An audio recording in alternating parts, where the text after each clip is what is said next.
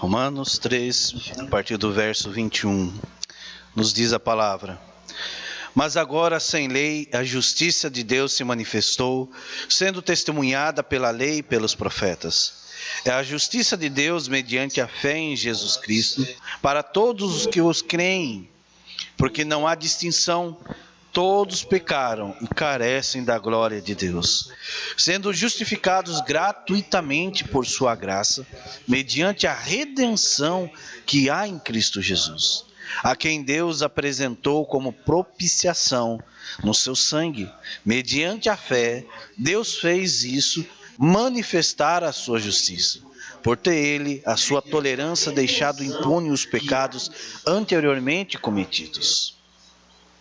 Até o 26.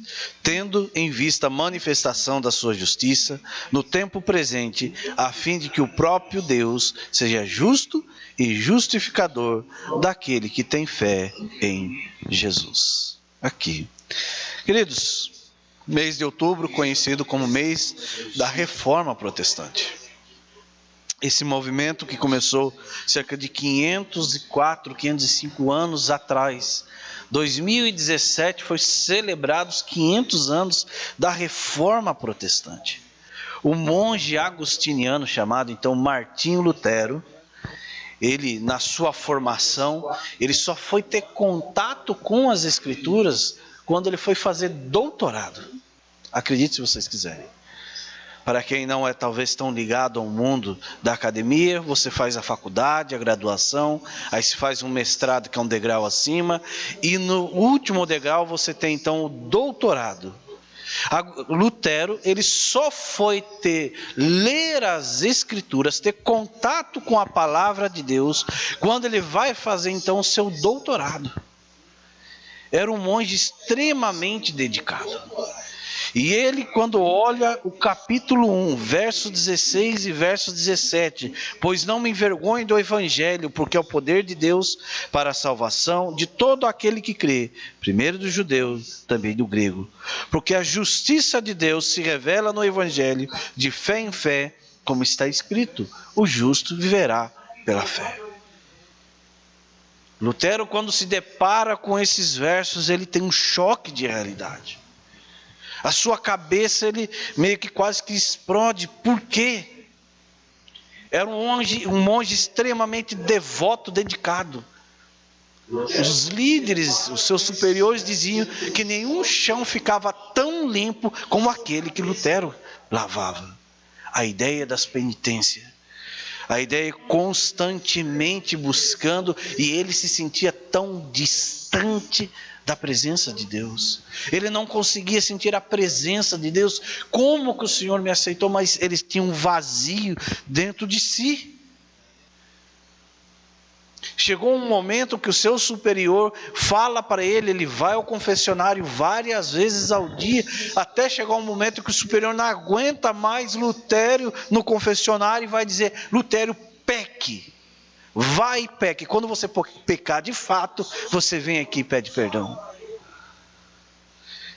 E é com Lutero que vai nascer, que surge o movimento da Reforma Protestante, e chamado em latim, os chamados 5 solas da Reforma Protestante, que é sola Escritura, somente a Escritura, solus Christo, somente Cristo, sola gratia, somente a graça, sola fide, somente a fé, soli Deo glória, glória somente a Deus.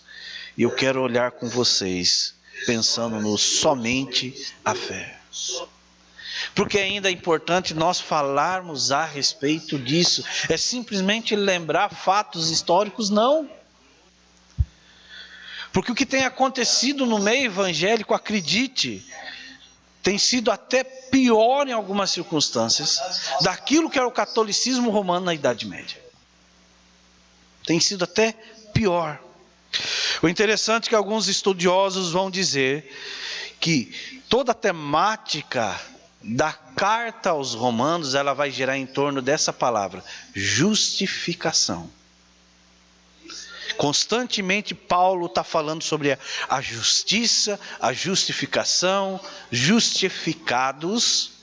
É por isso que a ideia de quem que é justo é alguém que nunca errou? Não. Alguém que é justo é alguém que foi justificado. Esse é o ponto. Esse é o cerne de toda a carta, então, aos Romanos. E o centro da carta aos Romanos foi esse trecho que nós lemos. O capítulo 3, esses versos, quando Paulo, então, fala a respeito disso. Tem algumas palavras nas Escrituras que elas vão expressar salvação para nós. Então, quando você lê-las, principalmente no Novo Testamento, já puxa na sua cabeça que está se referindo à salvação. Por exemplo, quando se fala de propiciação, isso está no verso 25, traz a ideia de sacrifício. O que é uma propiciação? Algo que foi oferecido em sacrifício. Por isso o verso 25, a quem Deus apresentou como propiciação. Quem que ele apresentou? Cristo Jesus.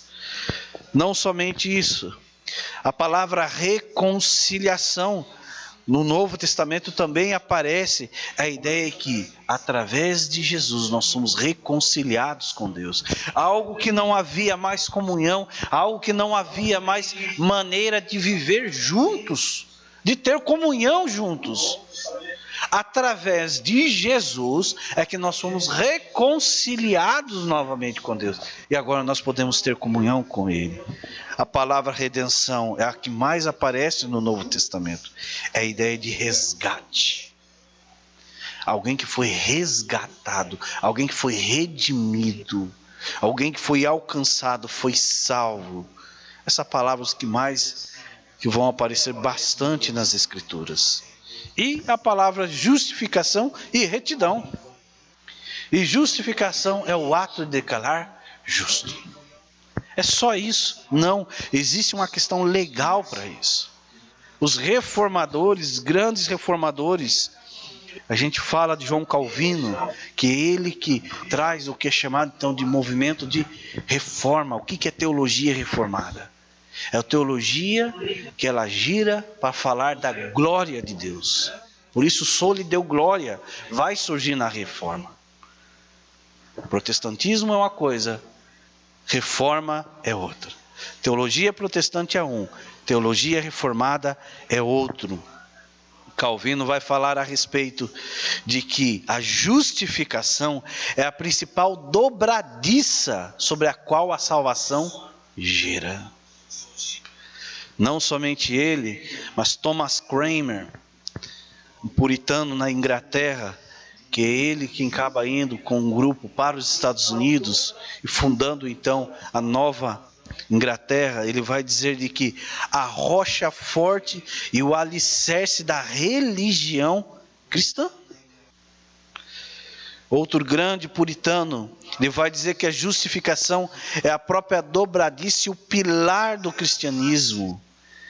Um erro na justificação é perigoso, porque ele é o fundamento da construção. Lembra de Lutero? Aquele sentimento de vazio, aquela sensação de que não está próximo de Deus, aquela sensação que eu não fui aceito, eu não fui acolhido, eu não estou sentindo a presença de Deus, eu não sinto que sou perdoado. A ideia de que ele não foi justificado. Por isso, quando Lutero, ele lê os versos 16 e 17 do capítulo 1, para ele a sua cabeça buga. Para ele a sua cabeça, ele descobre algo revolucionário. Por que isso?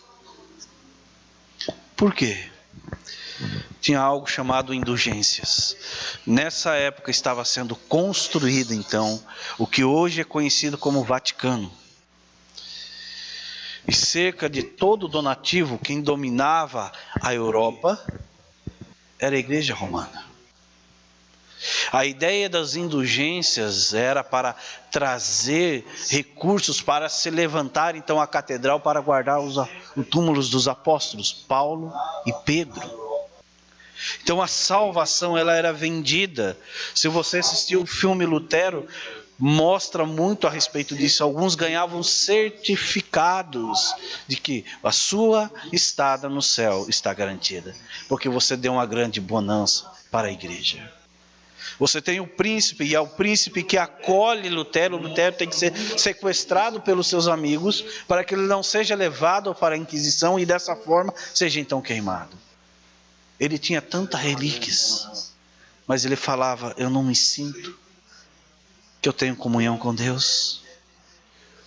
Havia tantas lascas da cruz de Cristo que seria suficiente para construir um navio. Por quê? Porque eram vendidas as lascas. A ideia de que a cruz de Cristo, você tendo uma relíquia, você está mais próximo de Deus. É esse sentimento. Por isso a doutrina da justificação é o mestre, é o príncipe, é o Senhor, é o governante das doutrinas. É por isso que os luteranos vão falar tanto a respeito disso. Mas de que maneira um homem e uma mulher podem ser justos diante de Deus? O que é a justificação? Estudiosos como Leon Morris vai nos dizer o seguinte: justificação é um termo legal que indica o processo de declarar uma pessoa justa. Diante de Deus, você é declarado então culpado, é um termo usado na linguagem do direito, e quando você se apresenta perante o juiz, você está sendo condenado. O declarar justo é ser retirado a acusação sobre a pessoa. Nós temos um conceito de que uma pessoa é justa, que uma pessoa é correta, porque ela não faz coisas erradas. Não é isso. Isso não é ser justo, isso é ser certo, isso é ser íntegro. Mas quando está trazendo a respeito de justificação, é alguém que foi acusado perante a lei e ele foi inocentado. Esse é o ponto. Nós vamos ver, e talvez para ajudar a entender melhor esse conceito de justificação, tente imaginar Deus no tribunal, me chamando, e eu estou lá perante Ele. Eu sou então o acusado, Ele é o juiz, e Ele vai trazer algumas testemunhas de acusação. E eu estou lá sentadinho, tenta imaginar o tribunal, né? O juiz no meio ali, o acusado aqui no cantinho, eu estou aqui, e vai levantar então a primeira testemunha. E a primeira testemunha é a lei. E a lei, lembrando dos 10 mandamentos, e ela vai dizer: não, ele quebrou todas as minhas leis. Eu apontei o caminho, eu direcionei, eu corrigi no sentido de que, olha, é por aqui que vai, mas nenhuma vez ele obedeceu. Todas as vezes ele tomou o caminho errado, ele quebrou ela. Então o juiz, Deus, vai lá e chama a segunda testemunha. E agora ele chama o próprio Satanás. E com toda certeza ele está satisfeito em poder acusar, porque esse é o papel dele. E ele vai todo orgulhoso apontar as faltas, apontar os erros, não apenas que eu quebrei a lei, mas que muitas das vezes ele não foi o culpado de eu ter pecado, ele simplesmente deu sugestões. E eu fui lá e fiz. Eu fui lá simplesmente e fiz. E ele sai gostoso, porque nesse momento ele sai todo farceiro, porque nesse momento é que ele vai pela primeira vez dizer a verdade. Se o diabo é o pai da mentira, pela primeira vez agora ele vai dizer a verdade e não vai mentir, porque tudo que ele vai trazer no tribunal é verdadeiro sobre a minha pessoa. Vai a terceira testemunha então é chamada, e a terceira testemunha é a minha própria consciência. E ela me acusa dizendo: olha, muitas das vezes que ele quis fazer, eu falei, isso está errado. Ele às vezes balançou, às vezes ele ouviu, às vezes ele fez o que era certo, mas muitas das vezes eu pesei sobre ele, mas mesmo assim ele resolveu seguir o caminho errado. Estou surpreso, porque minha própria consciência agora diante de Deus me acusa. Depois de ouvir as 3 testemunhas, Deus me pergunta: você reconhece essas acusações? E diante de Deus eu não posso mentir, eu reconheço. E a pergunta dele então é: o que você tem a dizer em sua defesa? que eu mereço o inferno. O que eu mereço é condenação. Mas logo em seguida eu vou dizer, com 17 anos de idade, eu conhecia Jesus e entreguei a minha vida a Ele. Eu o chamei de meu Senhor e entreguei e percebi que eu seria falho, que todas as minhas atitudes, por mais que eu quisesse ser justo, por mais que eu lutasse para ser justo, eu não conseguia. Por mais que eu tentasse fazer o que era certo, eu não conseguia. Por mais que eu não quisesse mentir, mas sempre uma mentira ou outra escapava. Sempre que eu tentava ser puro, sem olhares maliciosos, sem de alguma forma, escapava. Mas eu entreguei minha vida a Ele e reconheci como Senhor e Salvador da minha vida. E desde então tenho vivido para Ele. O Senhor nos chama Cristo Jesus. Lembrando da carta, primeira carta do apóstolo João, que Ele é o nosso advogado. E o Senhor pergunta a ele: você o reconhece? Sim. De fato Ele entregou a vida a você? De fato Ele te aceitou como Senhor e Salvador? Sim, Ele entregou a vida para mim, sobre o meu governo. Então Deus carimba na documentação, um carimbo bem grande: justificado.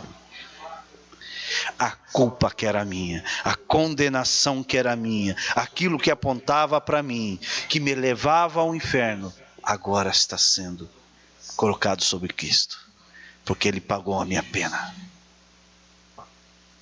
Será assim no tribunal.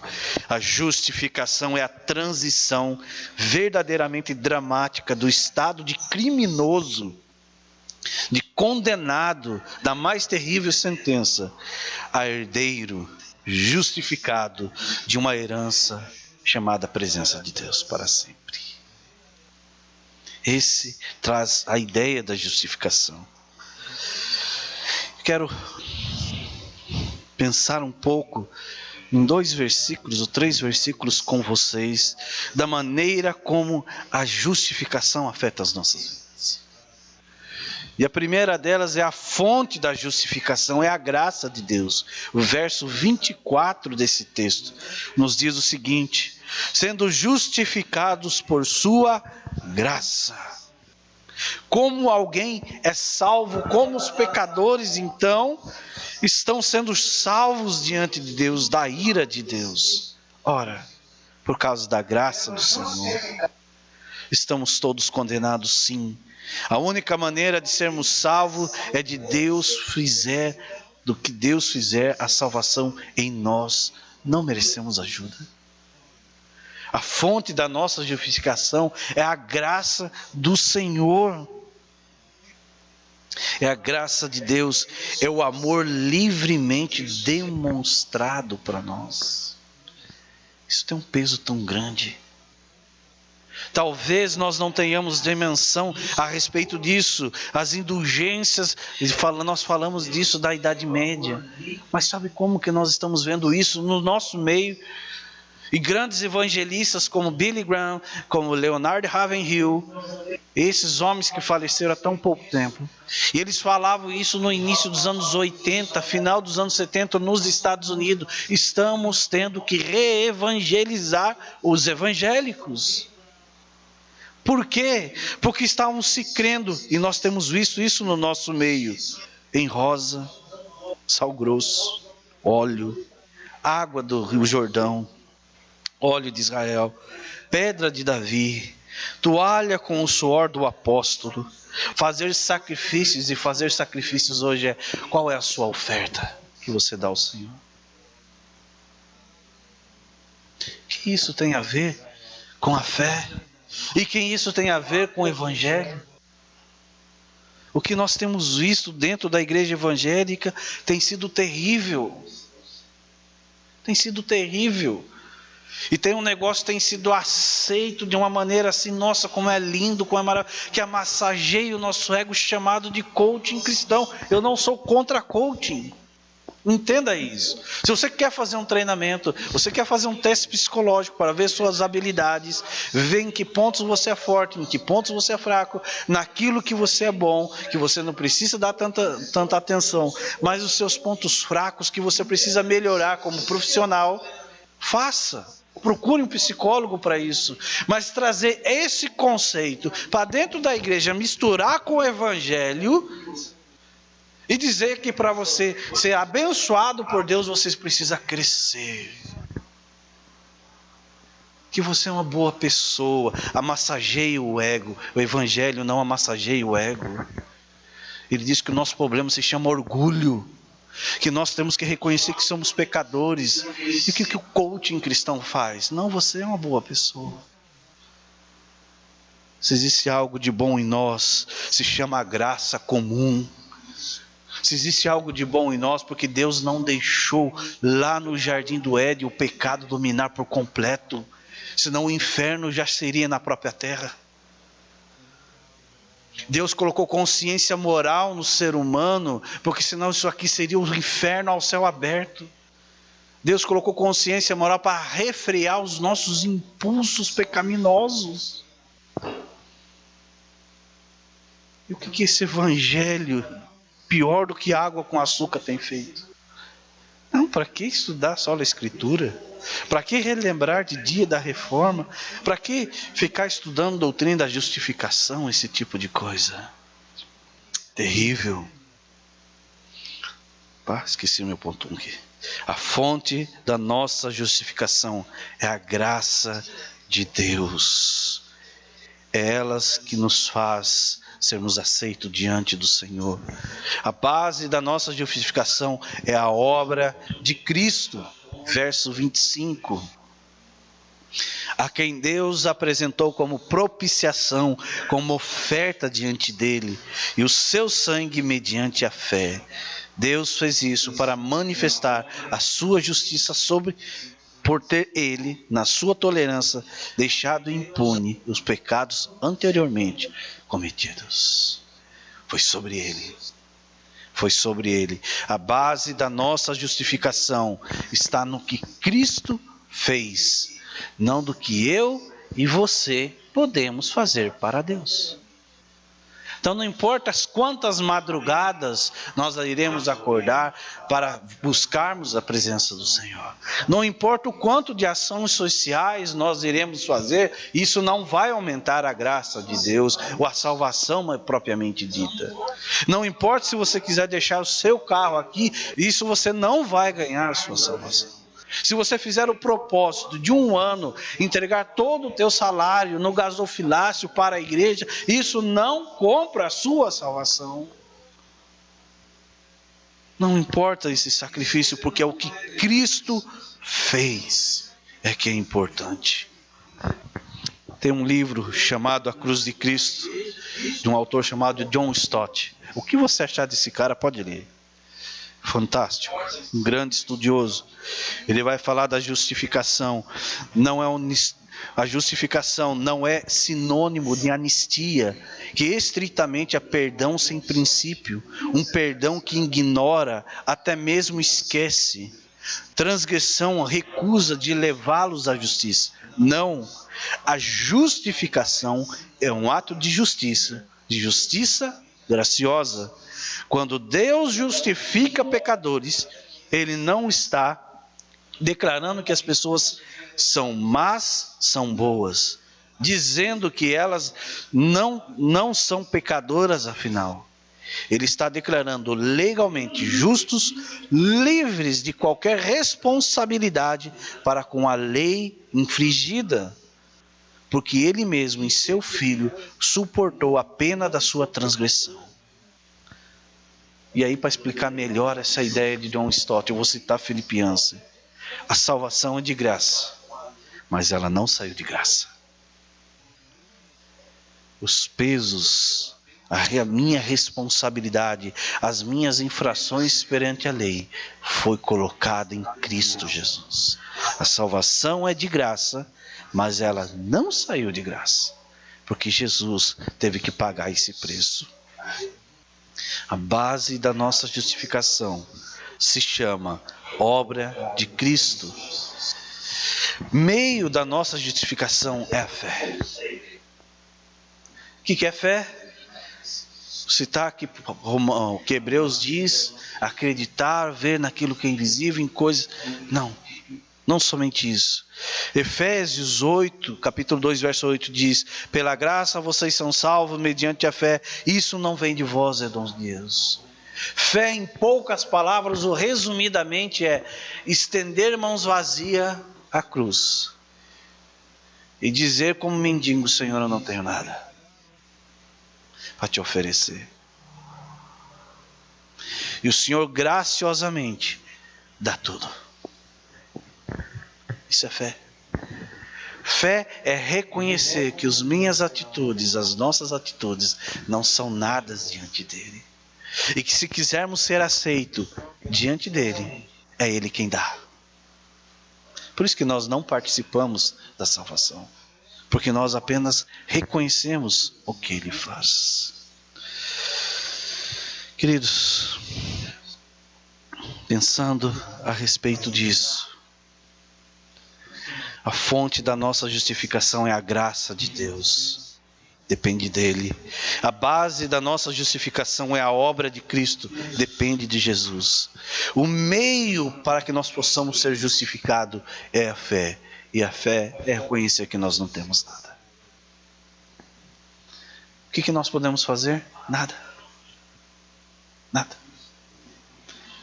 Só estender a ele, pedir graça e misericórdia e perdão por nossas vidas. Vamos ter um momento de oração antes de passarmos a ceia. Senhor, nós queremos clamar o teu perdão, sim. Ó Pai, se algum de nós está em dúvida